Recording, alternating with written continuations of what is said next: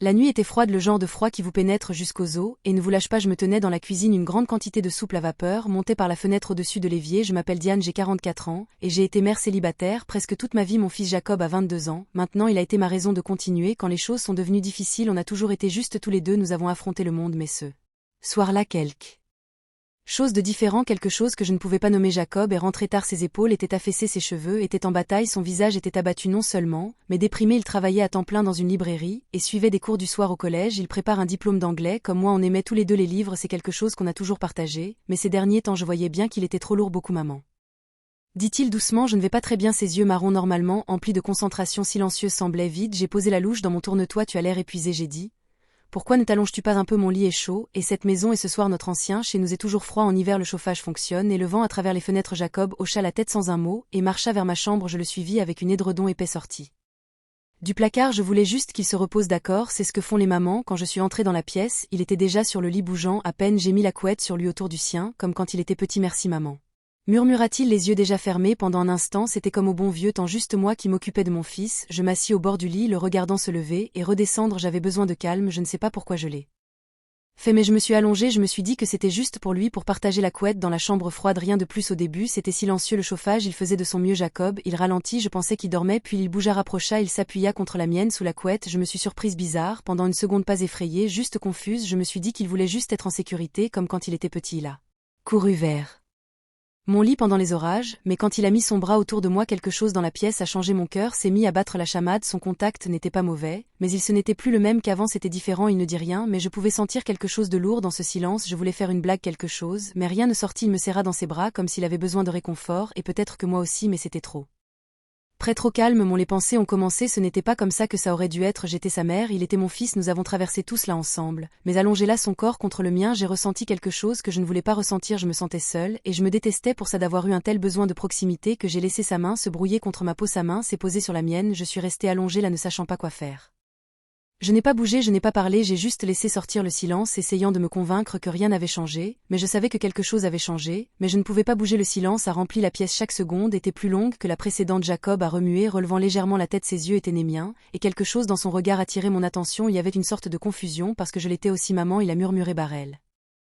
Assez fort pour qu'on l'entende, ses yeux, il a cherché dans la mienne, comme s'il était comme ma bouche voulait dire quelque chose, n'importe quoi pour nous sortir de là, mais les mots ne venaient de pas. Au lieu de cela, j'ai hoché la tête légèrement un petit peu, c'était faux, comme si j'allais accepter quelque chose que je ne comprenais pas. Il s'est penché plus près, son visage était seulement de mon cœur qui battait si fort que j'étais sûre qu'il pouvait l'entendre. J'ai levé la main et une mèche de cheveux de mon visage s'est détachée, c'était doux, si doux que ça m'a fait mal. J'ai fermé les yeux, essayant de me calmer pour me rappeler qui nous étions, mais sa proximité n'était pas là. Mais pendant une nuit je l'ai laissé faire juste une seconde, ce réconfort, cet étrange mélange de familier et de non familier, puis il est revenu. Il a rapidement laissé échapper un petit rire nerveux, le dos de ses lèvres était rouge. Désolé maman, a-t-il dit à voix basse, et je ne voulais pas dire, je ne sais pas ce que c'était.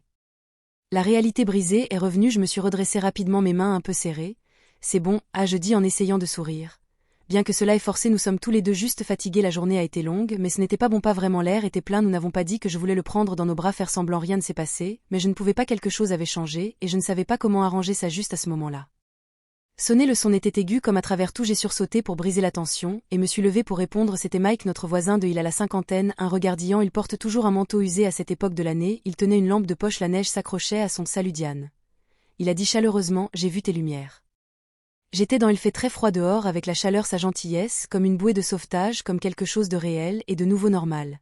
Merci Mike, dis-je, essayons d'avoir l'air d'accord. Oui, en fait ça a agi bizarrement, si ça ne te dérange pas de jeter un œil. Je me suis écartée et les laissé entrer. Je pouvais sentir Jacob qui m'observait depuis le bout du couloir. Je ne regardais pas, mais je le sentais, l'attention ne l'avait pas quitté, son visage était, mais sa mâchoire était serré, ses yeux un peu trop, il était contrarié. Je lisais juste ce qu'il y avait derrière, je ne savais pas. Mike, près du radiateur, ses outils ensemble. Pendant qu'ils travaillaient, ils discutaient, posaient des questions sur les cours de Jacob, comment ça se passait à la bibliothèque. J'ai répondu sans rien dire, j'avais l'esprit ailleurs. Jacob est resté dans les airs, le regard de Mike et moi, on aurait dit qu'une dispute silencieuse se déroulait sans un mot. J'aurais voulu crier pour exiger des réponses de Jacob, mais j'ai souri. Les blagues de Mike, il faisait comme si tout était normal. Quand Mike eut fini, il se leva et retira ses mains de son jean. Tout va bien maintenant, dit-il. Diane, si ça fait des siennes, appelle-moi. Il jeta un coup d'œil à Jacob, son sourire pendant une seconde, comme s'il y avait quelque chose qui clochait. Je le remerciai, je l'accompagnai jusqu'à la porte. Quand elle se referma, le silence revint plus lourd qu'avant. Jacob était toujours dans le couloir, son dos était raide, son visage était « ça va ?» demandai-je en gardant ma voix. Il évita. « Ouais, je vais bien, je ne pensais juste pas que Mike se montrerait Son ton était bref et tranchant, et j'ai eu une pointe de douleur, je ne savais pas pourquoi je voulais lui demander ce qui le tracassait vraiment, mais avant que je puisse le faire il alla dans sa chambre et ferma la porte doucement, mais c'est fini, je restais seule dans la pénombre de la maison, le silence me rapprocha avec un étrange mélange de soulagement et d'effroi, quelque chose entre nous avait changé, quelque chose que je ne pouvais nommer, mais je ne pouvais pas l'ignorer, non. Plus je suis allée dans ma chambre et me suis assise sur le lit, mes pensées étaient en désordre, je n'arrêtais pas de ressasser toute la façon dont Jacob m'avait regardé, la façon dont je l'avais fait quand il un étrange battement dans mon je ne pouvais pas expliquer, je ne m'aimais pas, j'étais perdue, comme si je ne reconnaissais même pas qui j'étais, et puis on a frappé à ma porte, j'ai sursauté, je ne savais pas si j'avais peur ou autre chose, entrée, j'ai dit que ma voix était calme même si... Je ne le pensais pas, Jacob a fait un pas, son visage était protégé, ses mains enfoncées au fond des poches de son sweat à capuche, il s'approcha et s'assit sur le bord du lit, les yeux rivés au sol, silencieux. Encore une fois, maman, dit-il enfin d'une voix basse. Je suis désolé, je ne sais pas ce qui m'arrive, ce qui s'est passé tout à l'heure c'était bizarre, je ne voulais pas te faire de mal.